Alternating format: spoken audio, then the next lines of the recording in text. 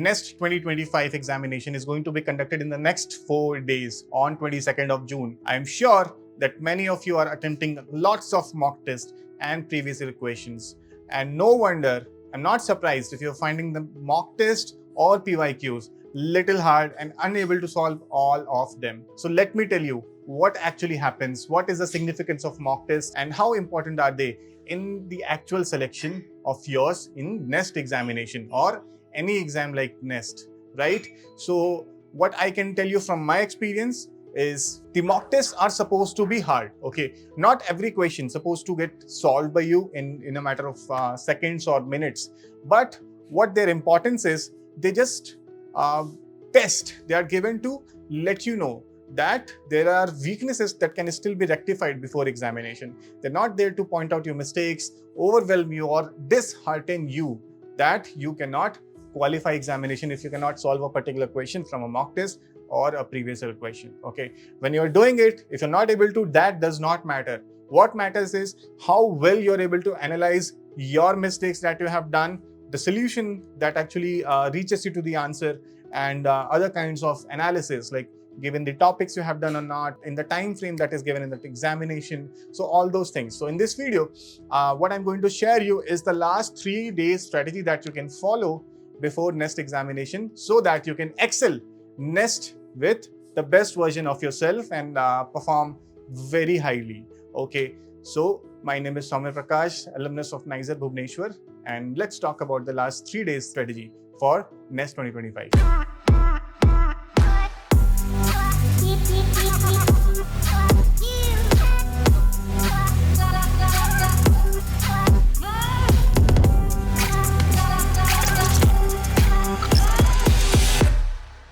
Mock tests are definitely tough, so is the actual examination.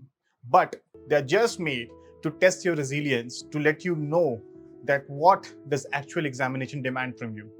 That is, can you stay calm under pressure? Can you avoid silly mistakes?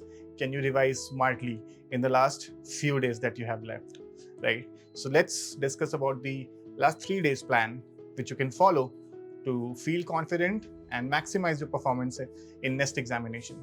So on the first day, which is 3 days before examination, what you can do is open the mock test that you have attempted, quickly try to analyze the question that you think you might have solved or you should have solved, basically the topics that you have already studied, analyze your mistakes, 10, 20, 30 questions, okay, in each of the subject, and note them down. And also refer to the mistakes that you have already noted down.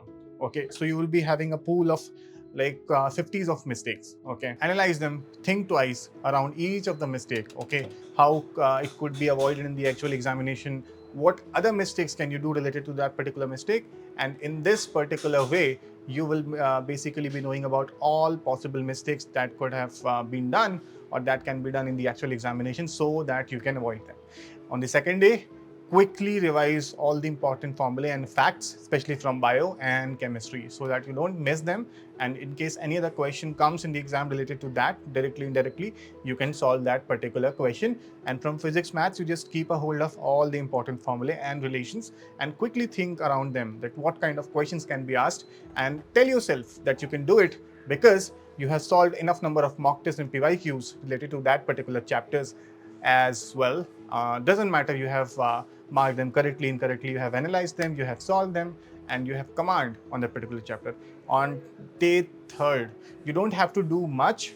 Just take a deep breath, if possible, meditate for 10 minutes. Just take 1 or 2 questions that you really like. That's what I did a couple of days before examination. I did not study very hard. I just started taking questions that I really liked.